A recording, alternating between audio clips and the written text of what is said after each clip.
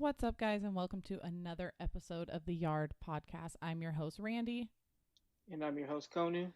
and we've got a little bit of an update for you guys when it comes to the players' proposal, a little bit what's going on in Los Angeles, more so at Dodger Stadium, and a couple other things just kind of going on, players' thoughts on health protocols, safety protocols, and everything else that we're seeing.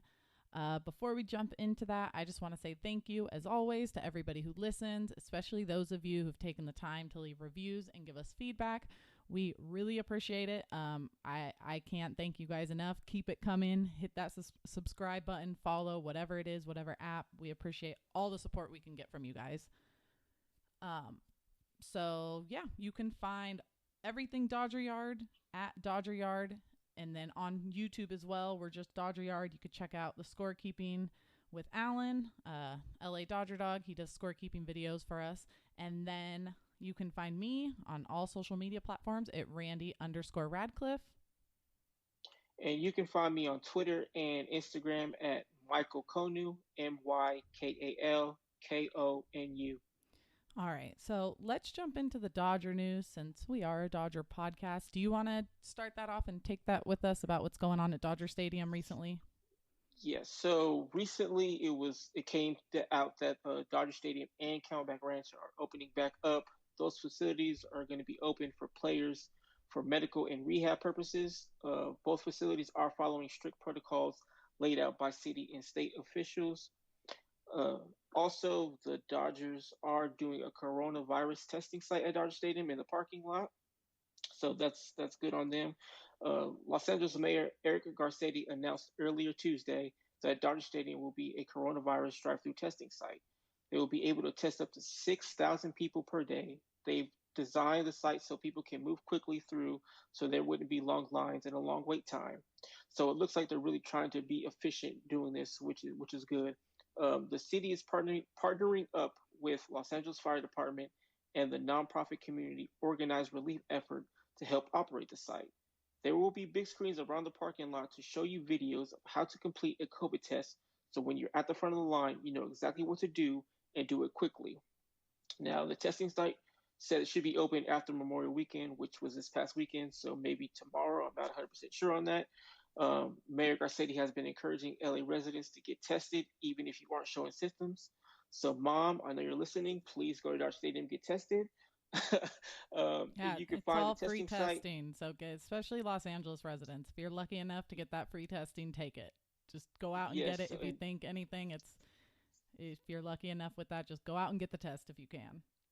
so you can also find a testing site or sign up for a test by calling the number 213-978-1028. Again, that's 213-978-1028. But this is good for the city. I'm glad they're getting it done. I know. I think it's Sean Penn. I'm pretty sure it's Sean Penn.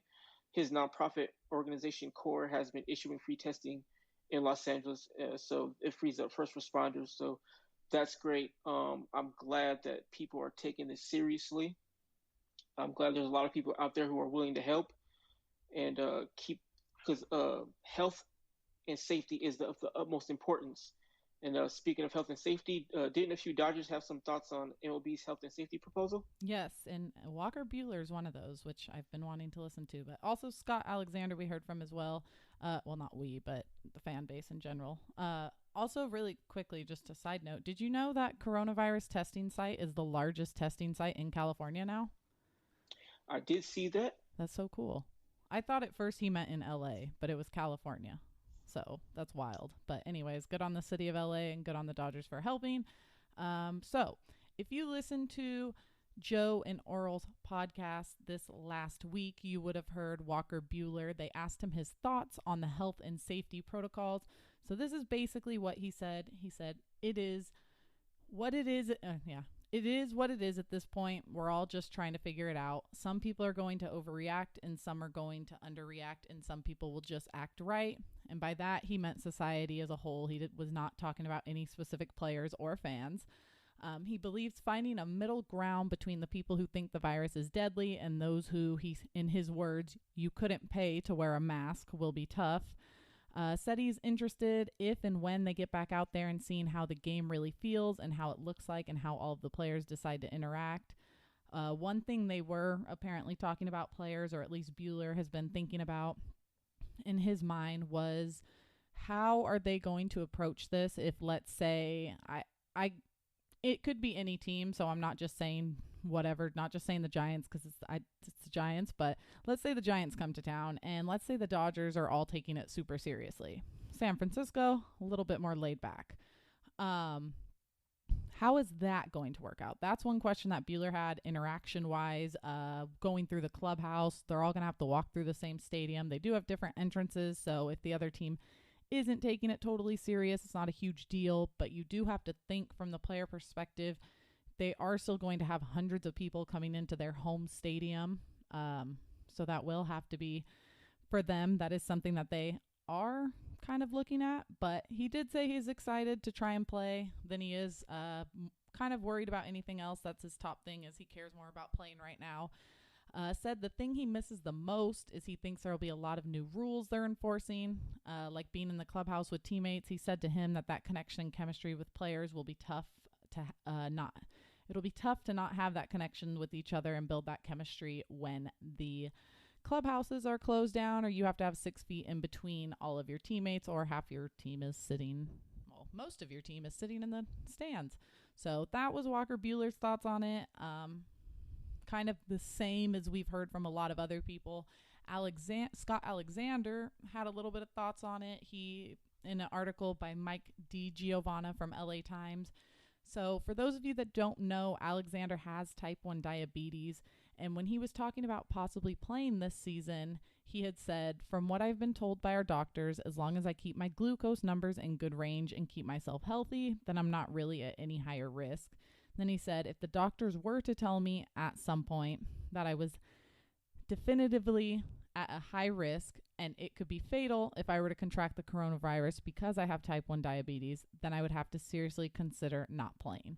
So for Scott Alexander, I have a feeling that's probably going to be the same sentiment for most players.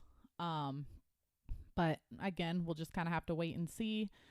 It doesn't sound like things are going too great, and we'll get into that very quickly. But when it comes to that health safety protocol and all that good stuff, it's not going very well for baseball. At least it's looking that way. So, but the next thing I want to touch on still falls into place with all of this is, of course, the thoughts on whether or not a World Series championship would be looked at is legit. Dave Roberts, another guest on Joe and Oral's podcast. As you guys can tell, I get a lot of information from there. He spoke to them because Joe asked him, what would this World Series mean? Do you think it would be any different? Looked at, whatever. So Roberts actually had kind of said a little bit of what we talked about when we spoke about this, that he thinks because of what we're going through as a country and even as the entire world, there's going to be a sense of commodity and emotion from the team and players who end up winning. So for maybe the outside world, some people may not view it the same. But what those players who went through all of this won, he believes aren't going to care, that they're all going to feel great about it. And that's how it's going to be no matter who that team is. He did say some could argue it would be even harder winning after everything we've gone through over the last few months with lives changing and lives lost. So he does think on that side of the argument, or on the same side of the argument, I guess, is that he does think this could be considered a lot harder because of everything that will have to be going through, the change to the game. Yes, it's half of the season, but you have to remember players can't feed off fans. They're not going to be able to use some of the same equipment they're used to using. So all of that kind of stuff does matter, and it does come into play. So it is stuff they have to keep in mind, but we'll see what happens. And Dave Roberts, he said it best. It's going to be emotional for anyone who's involved when it comes to raising that trophy. So let's hope it's the Dodgers. But that's really all we have for the Dodger news. I just wanted to say something real fast. Go for it.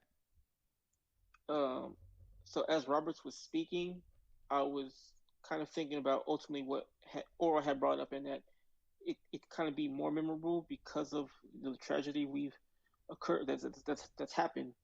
So like after such events, like how emotional and how invested fans and the world are into like the sport, it's gonna be like a sense of we've overcome something traumatic and we're getting back to normalcy. So I think in that aspect, the World Series trophy would probably mean a lot more.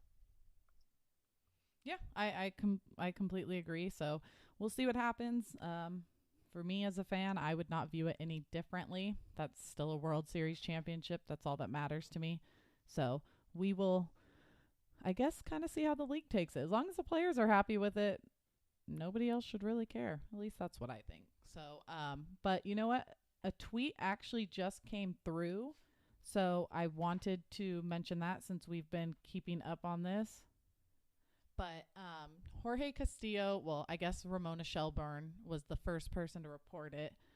But Jorge Castillo tweeted out, I can confirm that the Dodgers will cut some full time employee salaries starting June 1st to avoid furloughs and layoffs.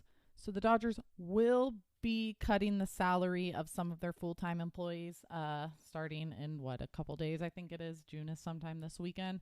So Yeah, that's a bummer. But I it's guess, very unfortunate. yeah, I guess it just depends on the employees. Hopefully, uh, cutting some full time employee salaries is more than what they would get if they were on unemployment, because unemployment's paying a good amount, and it would really suck if some of these people lost out on their full pay and also could have more money if they just got let go. But we'll see what happens. That's not great news. Kind of sounds like No. the way the whole league is going, unfortunately. So we'll see what Well, the happens. Padres were able to pay everybody, so I'm still not understanding why the Dodgers can't do it.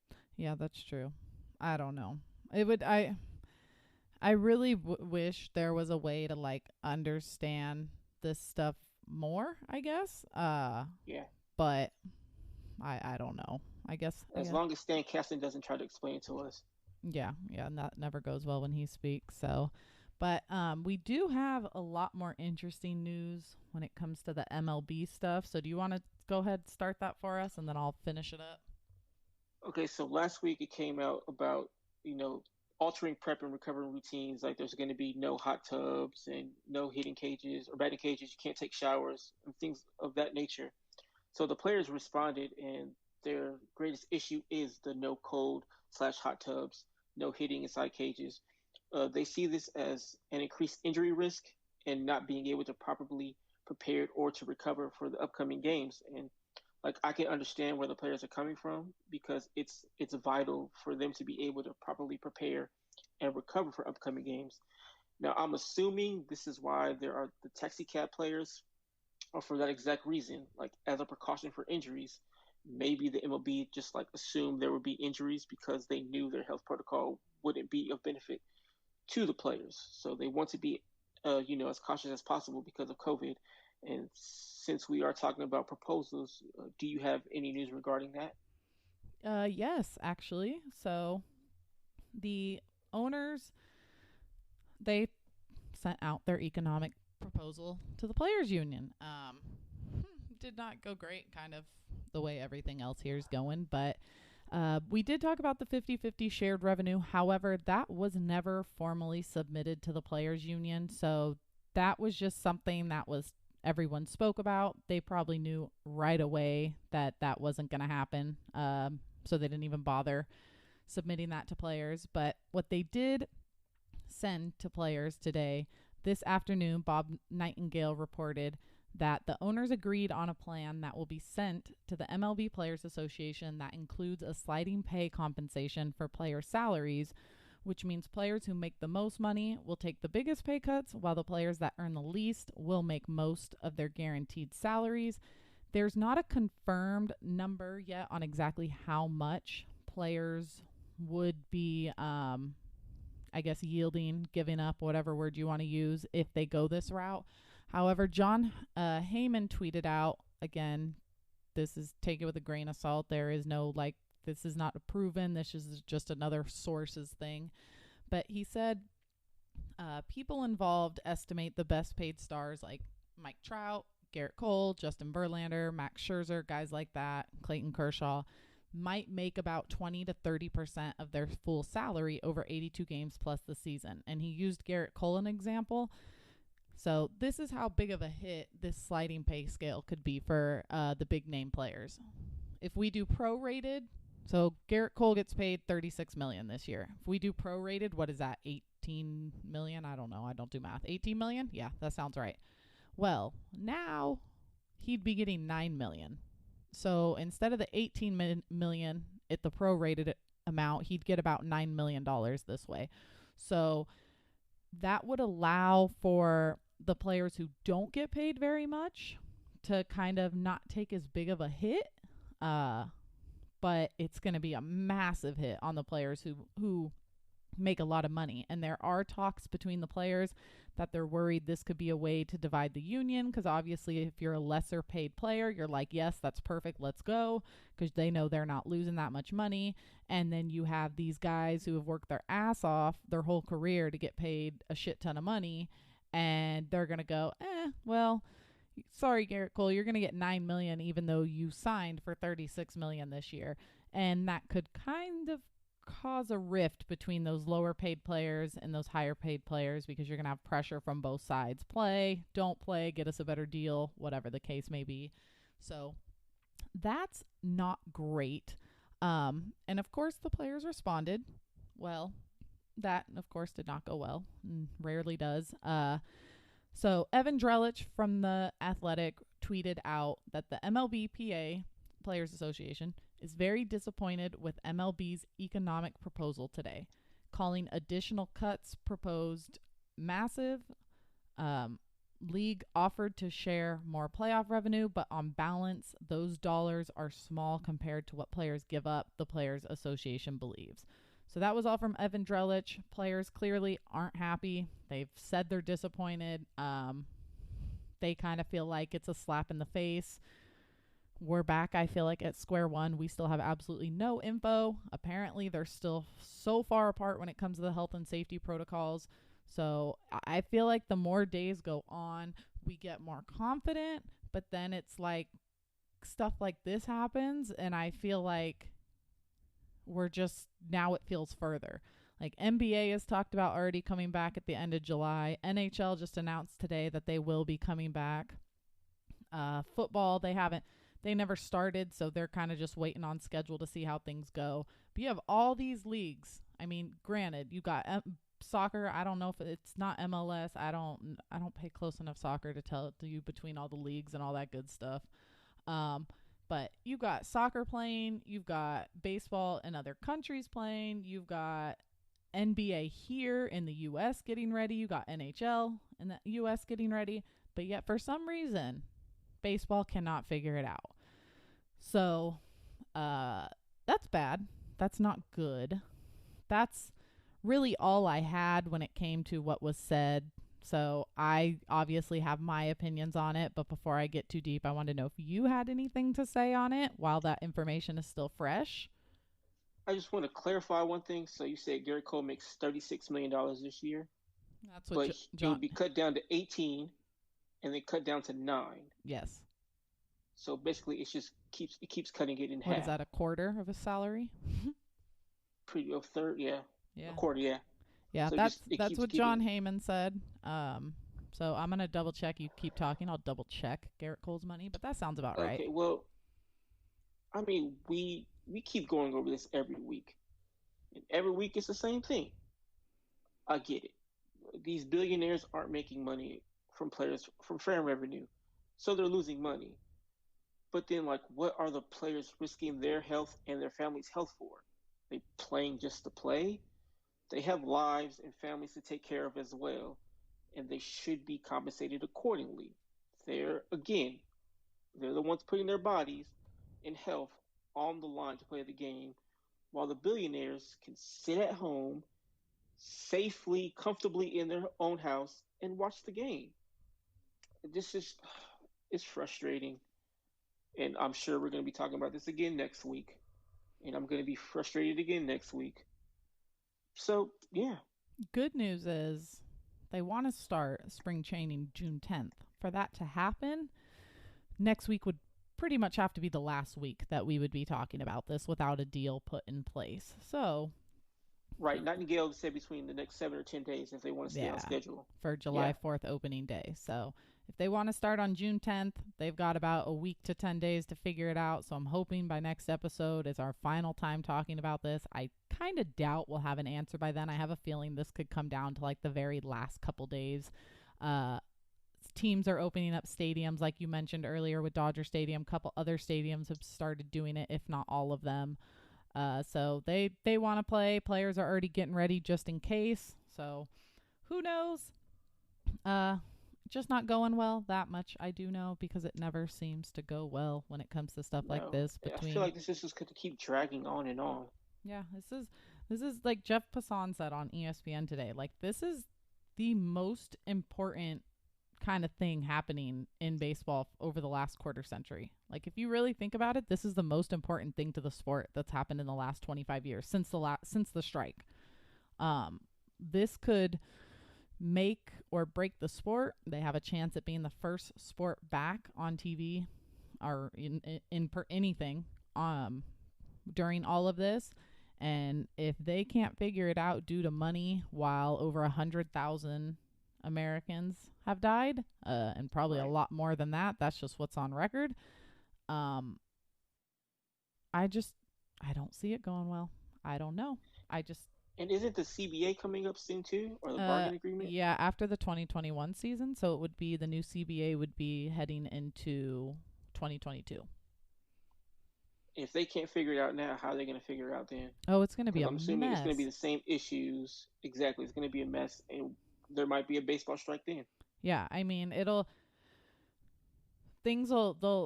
like, obviously they won't be arguing about these same things, because hopefully we're not dealing with coronavirus by the end of 2021. But yeah, it'll be the same thing. It's going to be talks about money. It's going to be talks about contracts. It's probably going to talk about minimum pay for new rookies that come up, or just guys in general. It this, I feel like, is going to sit in the back of the owners and the union's mind. No matter what happens here, even if they come to an agreement, which even though things are going bad, I feel like they will, because it just is going to be so bad if they don't. It feels like that if they don't have season, the fallout could be 100 times worse than if they do, and a lot of people just take a pay cut. It seems like it could take years to kind of recuperate all that if there's no season. But um, they've got to figure something out, and I don't want to see anybody get sick. I don't want to see any family members. So it's like, I totally understand where the players are coming from. I don't want to push anybody to do anything they feel unsafe and uncomfortable. I just also worry about what happens to the sport and how people are going to treat the players if this doesn't end up happening, because we all know the fans don't care about the owners. So it doesn't matter how bad they look to us. We care about the players. We care about the guys on the field. And So they'll if get most of the blame. yeah, and I'm not saying this is going to happen. I have no idea what Kershaw or anybody's. I have no idea what Mookie Betts, David Price, any guys like that who are making a decent chunk of money. What is going to happen if we don't have a baseball season because Clayton Kershaw and Mike Trout and Max Scherzer, any of those top name guys, come out and tell you, no, I'm not playing? Obviously, that's a big, massive hit to baseball in general, but pull it in to the fan base. Just think of the hell that fans are going to give Kershaw if it was. It's obviously not going to solely be him, but the fan base is only going to concentrate on the Dodger players. They're not going to care what other players from other teams are doing. If we don't have a season because of players making a decision that they don't want to play, which they are more than welcome to do. I will not judge them if they don't. I'll be bummed if we don't have baseball, but they need to do absolutely what's best for them and their families.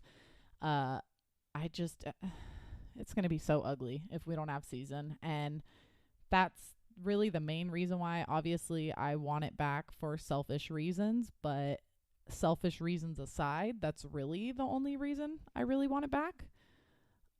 is because I worry so much about the kickback on the players and the sport in general if we don't have baseball season. I agree.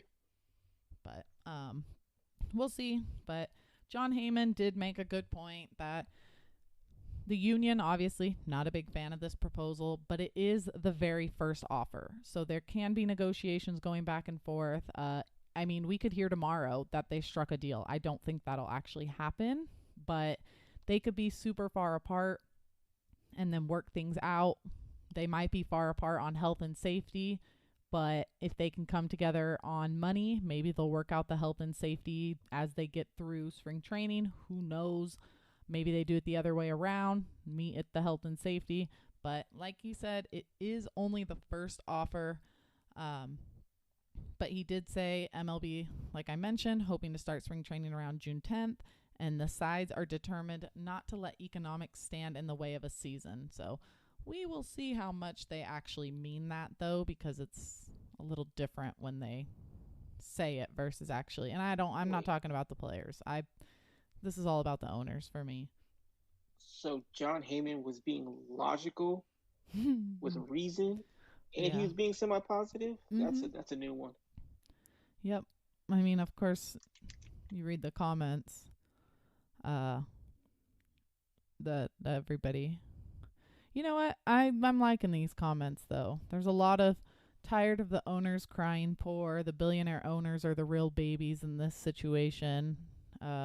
So I mean, Yeah. I'm glad some fans are seeing it. I know some won't. But the players will fold. They always do.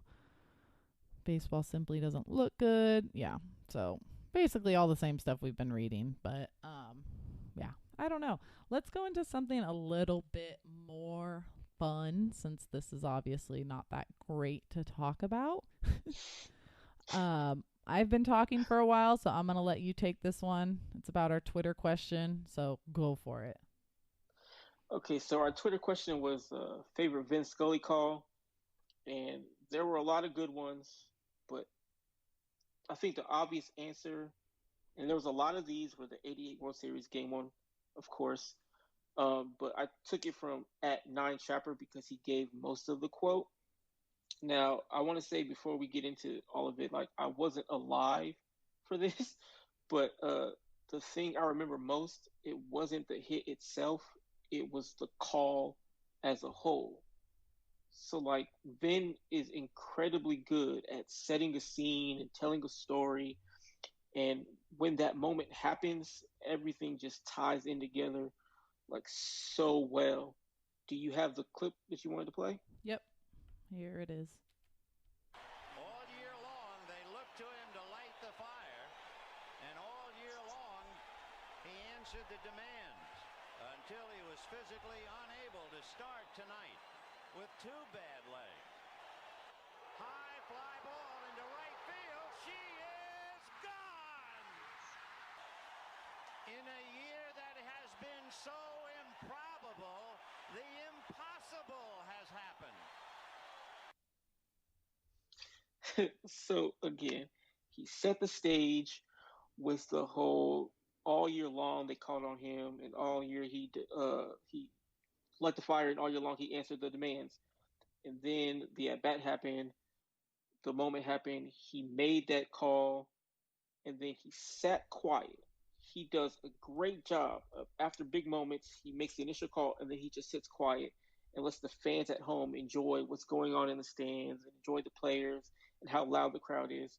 So after that initial call, he sat quiet for over a minute to just let's enjoy everything. I mean, Vin is the absolute best to ever do it. And I don't think there's a debate for it, to be honest. And but also, by the way, I'm still not 100% sure how that ball got out of there. If you just watch it, Gibson really just flings his bat out at the ball, and somehow it just carried over. But so yeah, it was great. Yeah, and there were no juiced balls back then. It was yeah, that But whole maybe the players were. yeah, that's true. But I mean, that whole like what you just played out the whole thing, but even his swing, like it just I don't want to say it looks lazy, but he was hurt, so I don't.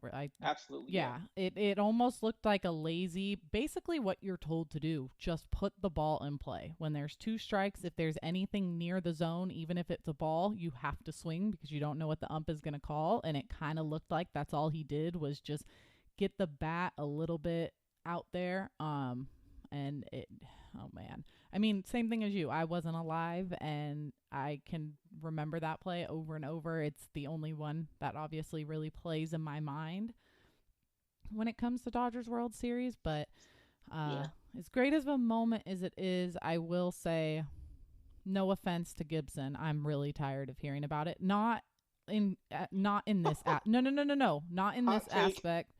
Not in this aspect. I'm tired of hearing about it because I'm tired of hearing about 32, 33. That's what I'm tired of. I'm not tired of the game itself or the play itself, anything like that, or Kirk Gibson. I'm tired that we don't have something else to look at now and that we're constantly having to go back to that whenever we want to relive like the World Series stuff. Like I want to be able to go and look at footage from a year or 2 ago. That's what I mean when I say I'm over it. I didn't mean like anything like disrespectful. I just meant I'm tired of that.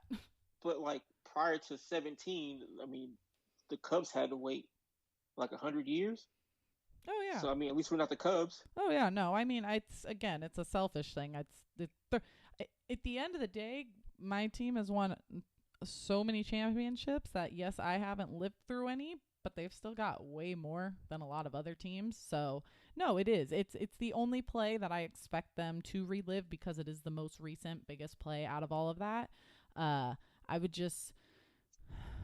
ready for a new call. I'm ready for something different that is not the same Kirk Gibson video. I'm ready for like a Clayton Kershaw lifting his arms because he's pitching in the 9th inning and strikes out the side in Game 7 of the World Series. Like, that's what I want to see. I want to see that kind of stuff because I'm ready for it. I think the whole fan base is ready for it. But with that being said, I'm going to actually jump into my favorite call because it was Kershaw. It's from Kershaw's no-hitter. There are actually 2 different quotes. One was pulled by Retro Dodgers and one was pulled from Jody Wall, WHL. So I'm going to play a couple of them for you so that way you can hear them. Obviously, they're just going to play in order, and then we'll relive that moment really quick.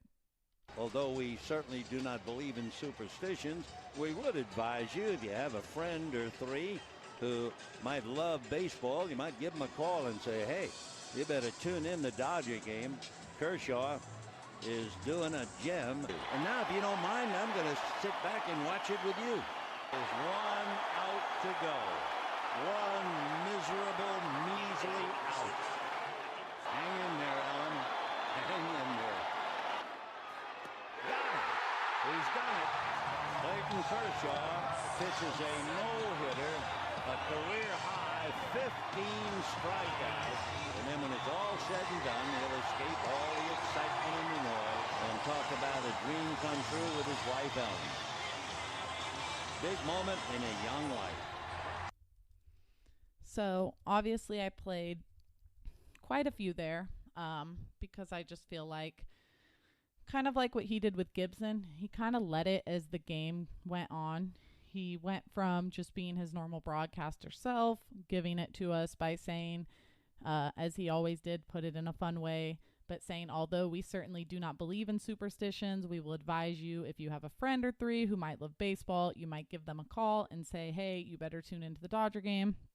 So even though he says we don't believe in superstitions, he still does not say, tell your friend to turn the game on because Kershaw's throwing a no, I think at that point it was still a perfect game. Yeah.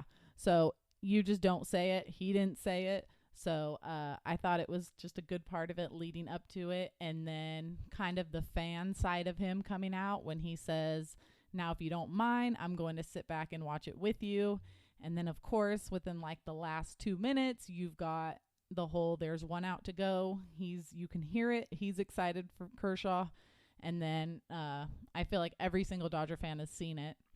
You can almost visualize her, but the camera pans to Ellen. There's 2 outs, bottom of the 9th, and he's telling her to hang in there. And then as he gets it, of course, Vin Scully with the perfect got him. He's done it, and then talks about how Clayton Kershaw pitched a no-hitter, and then finishes off with, it's a big moment in a young life. And I don't know. I feel like a lot of that just kind of encapsulate, no, whatever that word is. You know what word I'm talking about, whatever. It kind of captures Kershaw's entire career. Kershaw's thrown a lot of gems. We all kind of just want to sit back and watch him when he's at work and do his thing. And it just, when you say like he's done it, Kershaw's basically done it all. Now we just need to get him that World Series championship, so that way he can really say he did it all, because he earned it. And I'm gonna go off really on a side note really quickly, because I saw this on 17. Yeah, exactly. I'm gonna go off on a side note really quickly, because I actually saw this on Twitter, and someone made a really good point. Everyone is so willing to dig into Kershaw and be like, hey, you suck in the World Series. You've lost back-to-back World Series. Yet, when they say those things, they never want to follow it up with, hey, Kershaw, you got screwed out of, for sure, one World Series. The second one, debatable depending on who you ask. So, yeah, let's start throwing that into the narrative, too, because that is true. And I have admitted it on Twitter, and I will admit it here again. I had a lot of animosity towards Kershaw since 2017. I just could not forgive him for the whole World Series. I felt like that, what was it? It was a game, he pitched game 5, right? 5. Yeah. Game 5, I felt like when he blew the lead, like that was it. That cost us the World Series. So I've been mad about that for over 2 years now. And then when I found out he cheated, I felt terrible, and I felt really bad that like this whole time I've been super hard on him and had insane expectations when it wasn't even his fault. So yeah, let's change that narrative. Stop bagging on Kershaw. One thing, Kershaw was brilliant in that World Series in Game 1 and Game 7. He got cheated out of Game 5, and he started really well Game 5 too.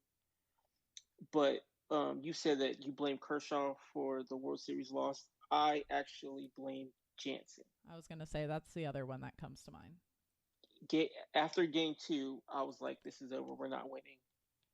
So I wouldn't say hatred, but I would put the blame on Jansen. Yeah. No, that's fair too. Another one that's wild that I don't think a lot of people have noticed or paid attention to, which you don't necessarily do, but I don't remember what game it was, but do you remember there was a play where Puig ran and barely missed catching a ball in right field? It like just got past him. I can't even, oh man. Do you know what one I'm talking about or no? And Puig got pissed and like threw his glove at the ground because he was mad that he didn't catch the ball. I think I do remember that part. Okay, so funny enough, I was reading an article in 2018, and I'm not here to bag on Puig, but in that play when he didn't catch the ball, it ended up coming back to hurt the Dodgers, that they didn't get that out. Only to find out later that had Puig listened to his lineup chart, whatever, that the coaches give him, he would have made it to that ball on time. But instead, he decided not to listen to it and cut more left, so he was late to the ball and could not make that play when he should have made the play. So I believe that was a turning point in the game. I'm trying to find... Was it Game 5? Because that was a crazy game. No, it was at Dodger Stadium. Oh, okay. So I'm trying to find out where that was, because I don't want to... Oh, yeah, well, they okay. lost Game 2 and 7. No, okay, I'm watching it right now. So it was October 26, 2017, whatever year that was. But yeah, he's pissed off. If you click on it, or you'll see him, he dives and he throws his glove at the ground like he was pissed off. Granted, this information was from an article, so I can't say 100% sure that that's what Puig did. And it doesn't all fall on one player no matter what happens. But it's just little things like that you look back at a fan and you're kind of like, man, whether it was Puig, Jansen, Kershaw, you think back and you go, man, dude. Cody Bellinger. What the heck? Yeah. So, yes, it was game 2. I'm watching it right now. So, what happened was it's the top of the 8th. The Dodgers are up 3-1. And that little troll, Alex Bregman, is hitting. Hits one out to right field. And Puig makes a beautiful, full laid-out dive and just misses the ball. And the ball bounces into right field. And so it is a ground rule double. He was pissed that he missed it. Threw his glove at the ground. But that was a big argument for people because that was the top of the 8th. That was when Brandon Morrow was pitching. There was no outs. So that was kind of when it started. It was that inning. It fell apart, right? Jansen gave up did he give up the go-ahead or tying run? See, I've erased so much of this from my mind because I don't even want to remember. I want to say he gave up the tying to Marwin Gonzalez and then gave up a go-ahead. Yeah, I don't remember. I just know that was another instance. So it seems like game 2, it wasn't just Puig, it wasn't just Jansen. They both made mistakes there that could have got us a World Series. But you know what? We're not going to. I heard a lot of stories about Puig not reading his card or ignoring his card completely and misplaying a lot of balls. Yeah, that's the article I got it from. I think that's part of the reason why he's not here anymore. Now, I know a lot of people love Puig, and I'm sorry, Puig fans. I am glad he's gone. I know you guys are going to hate me for it. I said what I said. All right. Well, he drove me nuts. Yeah, he was a love-or-hate kind of guy. I'm super fun and energetic, but he made so many stupid plays. I didn't care about the energy anymore. Yeah, there were a lot of questionable things. I read that article that you're talking about, and I think Justin Turner put it the best way. It was frustrating because of how much talent he had and the type of player he could have been.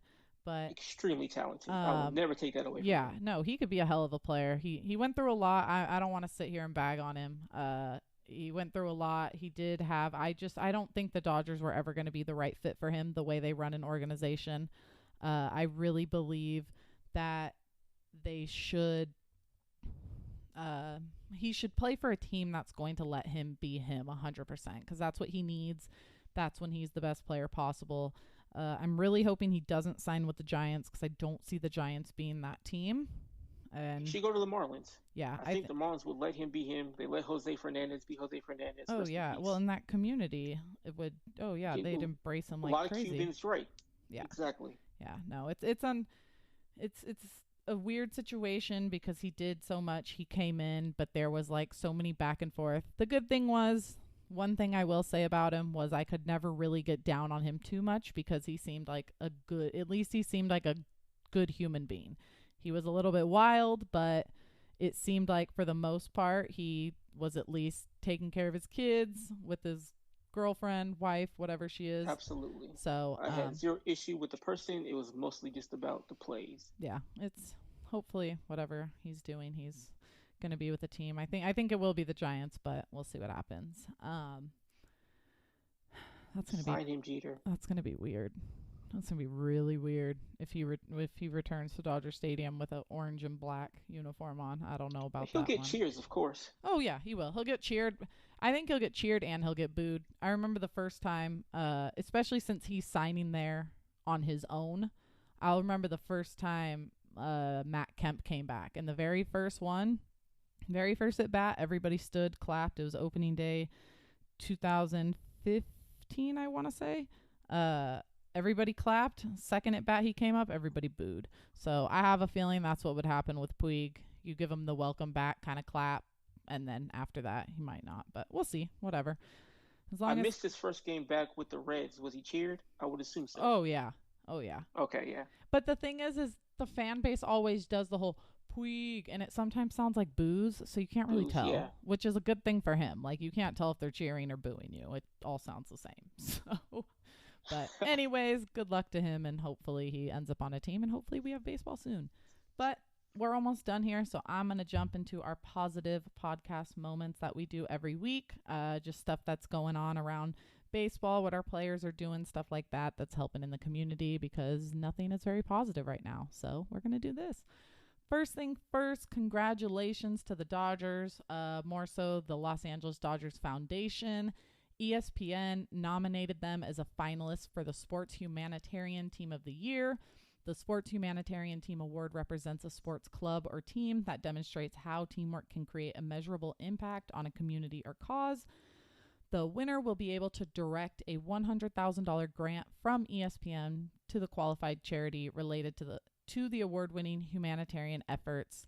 The finalists will be able to direct a $25,000 grant to the charity related to their award-winning efforts. And ESPN will air a combined show on June 21st at 6 p.m. LA time with the Sports Humanitarian Awards and the 2020 ESPYs. And then that week prior, all the nominees will be featured in ESPN studio shows the week of June 15th. So keep an eye on ESPN. You might see some stuff about the Dodgers and the foundation. As always, this has pretty much become a weekly thing on the podcast, but good old Justin and Courtney Turner continuing to be a huge help to the LA Dream Center. They did say, just if there is anyone who listens or knows anyone who goes to LA Dream Center, they are no longer doing breakfast. They are only open from noon to 6 p.m. Breakfast was one of the slower meals they had, so they're focused on providing what they can everyone for lunch and dinner. And they said as of Wednesday, this was last Wednesday, so almost a week, over 600,000 meals so far they've served, which not just Justin and Courtney, but at the LA Dream Center, which has had Kershaw donating. We've seen the Woods, the Muncies, ton of people donating to that and getting those meals out, which is so cool. So that's awesome. They're doing that. The Los Angeles Dodgers Foundation awarded a $10,000 grant to Brotherhood Crusade to provide internet access and technology hardware for 5,000 low-income families in South and East LA. Unfortunately, with a lot of stuff going on with coronavirus, there are a ton of kids out there who don't have the things that they need, the resources that they need to keep up with schoolwork and everything online. So huge thing by them to help out with that. None of these kids should have to be losing out on their education because of this virus. So hopefully all those kids can get some help, because it's just been a hard time. Another thing, really cute picture. If you have Instagram, go on Kershaw's Instagram and you'll see it. On Friday, he posted a picture of his daughter and son, Callie and Charlie, delivering Gatorade to the construction workers across the street. They're helping them build a new elementary school in Dallas. So that was really cute. They had a ton of Gatorade, and then Charlie was holding a sign that said, "Thank you for building our new school." So if you want something positive to look at and to smile, that's it. You can go see Kershaw's kids being cute, as always. And then last but not least, Magic Johnson is providing $100 million in loans to minority and women-owned businesses. Well, minority-owned and women-owned businesses through the company that he's a majority owner of. So that's huge as well. Obviously, the government did a lot of, had their money, but they didn't really do much for small businesses. And of course, minorities, they don't ever help out very much. So they didn't get much money and they weren't really taken care of. So Magic Johnson is doing his part to help there. But other than that, that was really the only positive stuff I had this week. Did you have anything to say? Yeah, as far as the Dodgers being a finalist for the Sports Humanitarian Team of the Year award, I guess this is just more of that Hollywood lifestyle, huh? Yeah, pretty much. That's what they're spending their money on. That's where all the money goes. But since I have we have a couple minutes. We're just about hitting right under an hour. But I wanted to bring something up because I think it's very funny, and he's an LA star, so I mean it fits in. But for those of you who didn't hear, I don't know the exact connections. There was, when I was reading about it, I got a little confused, but Alex Bregman left his agent last week because of LeBron James. Because LeBron James, is it Uninterrupted? Is that the name of it? What? Do you know? LeBron's The show? yeah, because it's his show. I think it's it's Right, yeah. uninterrupted. So he has his TV show, documentary, little docu-series type thing, whatever it is, and they are producing a Astros cheating scandal documentary. And because LeBron, that is his agent as well, or that he's partnered up with, whatever it is, however LeBron is connected to him, Alex Bregman left. They did not say that was the sole reason of him leaving, but that was pretty much the final straw. And I just think it's funny. Like, what a bitch. Like, how? I mean, come on, dude. Like, you cheated and you're mad that someone wants to make a documentary? Like, get over yourself. You cheated. What did you think was going to happen? Especially when you had all those sorry-ass apologies. He's got that little man complex or syndrome, whatever you want to call it. Napoleon complex, yeah. Yeah. And as far as Bregman and LeBron, so Bregman was with Clutch Sports. That's where his agent works. And Clutch Sports is also where LeBron is signed to. So that's the connection there. Okay. Clutch Sports. That's right. Yeah. Okay, that's what it was. I knew there was a connection. Wasn't sure 100% what it was, but I just thought I saw that and I thought that was so funny.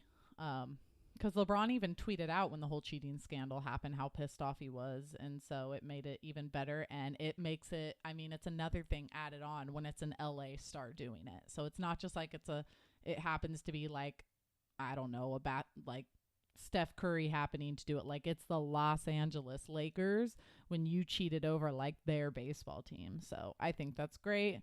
Can't wait to see it. I forget what it was called, but it was really funny. That much I remember. So I'm excited for that. You know what? I'm hoping one day we get like a full on 60 for 60 where they start like, I want them to admit like the full truth. Maybe one day, who knows? Probably not, but 30 for 30. Yeah, that, whatever. Yeah. That, what did I say? 60 for 60. I want that. The whole Michael Jordan thing they're doing. I want that, but for their cheating scandal. Yeah. You could put freaking voiceover and cover their faces. I don't care. The players, I don't need to know who's telling me, but just give me that. Like, go ahead, take those players and edit their voices and black them out so nobody will ever know who it was that ratted. Like, just let me hear it though. Let me hear what it is. Let me hear about all the cheating they did, who did it, and let me hear that Alex Bregman is not really 6 feet, because that is also another huge lie that he tries to put off. And he's listed at 6 feet? Yeah. He's a liar. Oh, no. He's like a whole 5'8". He's like my height. I'm 5'7", 5'8". He's like a whole 5'8". And someone posted a picture of him next to first baseman. I want to say like maybe Freddie Freeman. I don't know. Someone posted a picture of him next to a first baseman who's like 6'2", 6'3", and he had like a whole 5 or 6 inches on Bregman. So Freddie Freeman's pretty big. Yeah, it might have been Freeman. Or no, maybe not, because it wasn't. I don't know. I just know that there's no way that man is 6 feet. Fans have taken pictures with him. Let's have him stand next to Muncy and see how tall he really is, because Muncy isn't all that tall either. Yeah. Yeah, there's got to be, if we play him this year, we're going to have to find a clip where he's standing up straight next to someone. And then that way we could blast it. Because on MLB's website, he says he's 6 feet, and that's a lie. But yeah, no, I'm not buying that either. Yeah. Anyways. He's barely taller than Altuve. Yeah, he is. I hate them both. But anyways, that was all I had. I think we're good. You good? I'm good. All right. Well, thank you guys, as always, for listening. Don't forget to review and subscribe to the podcast. If you have any questions, you can find us at Dodger Yard, Instagram, Twitter, YouTube, and then obviously this podcast. And you can find me at Randy_Radcliffe. And you can find me at Michael Konu, MyKalKonu. And we will catch you guys next week, and hope y'all have a great day or night whenever you listen to this. See you later, guys.